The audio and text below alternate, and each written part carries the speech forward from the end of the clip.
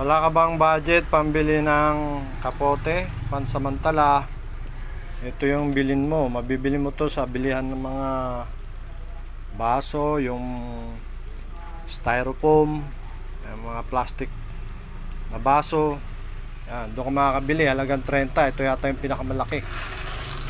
Yan, mahaba din to. Gawin mong kapote. Gupitan mo lang yung kabilang gilid. Ayan, oh. Parang ganyan. Tapos yung bandang gitna. Ayan. Gupitan mo lang. Magiging kapote na yan. Oh.